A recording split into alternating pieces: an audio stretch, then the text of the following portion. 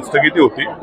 तर इथले सर्व जे ट्रस्टी आहेत ग्रामपंचायतनी देखील मोठं सहकार्य केलं आणि अन्य पालकमंत्री महोदयांचं देखील मोठं कोर्टाच्या कामकाजामध्ये काही वकील देणं असेल असं मोठा त्या ठिकाणी आधार झाला आणि तो स्टे काल उठला किंवा तो त्याला जे काय इथं मनाई हुकूम होता इथे यायला त्याला स्टे मिळाला, जेणेकरून आज यात्रा या ठिकाणी मोठ्या उत्साहामध्ये संपन्न होती। आज मोठ्या श्रद्धेनं मोठ्या भक्तिभावानं आमच्या सगळ्या माता भगिनी ग्रामस्थ हे सालाबाद प्रमाणे ही यात्रा साजरा करू शकले। त्यामुळे ज्यांनी ज्यांनी प्रयत्न केले त्या सर्वांचे मनापासून या ठिकाणी आभार व्यक्त करतो।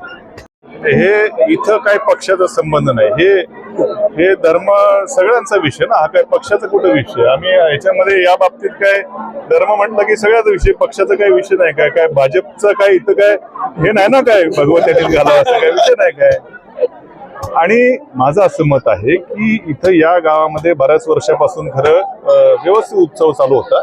गेल्या काही वर्षापासून त्याला जे गालबोट लागलेलं आहे, माझी एवढंच म्हणणं आहे की योग्य तो कायदा करून, आता सरकार जर हिंदूंच्या विचाराचं सरकार आहे इथले, त्यामुळे इथं लवकरात लवकर योग्य त्या याच्यामध्ये एक गाव दोन तुकडे करावेत आणि इथं आमच्या सर्व हिंदू बांधवांना योग्य पद्धतीने कुठल्याही दबावमुक्त या ठिकाणी दरवर्षी हा उत्सव साजरा करता यावा अशी काहीतरी त्या ठिकाणी व्यवस्था होणं गरजेचं। कारण एवढा पोलीस बंदोबस्त कशाला पाहिजे, एवढा काय विषय काय।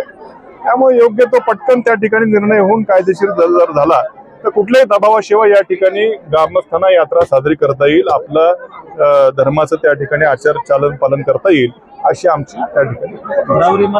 हे बघा, आज आम्ही देवा करता इथं आलेलो आहोत। तर राजकारणाबद्दल मी काय, त्यांना ते बोलले मी आमदार होणार, त्यांना शुभेच्छा। इतकं काय मला काही एवढी घाई नाही। शेवटी विषय काय आहे की लोकांची कामं करून अजून त्या प्रक्रियेला वेळ आहे। आज आम्हाला या ठिकाणी मी त्याबद्दल काही बोलू इच्छित नाही। त्यांना म्हटलं जायचंय, मला व्हायचं, त्यांना शुभेच्छा।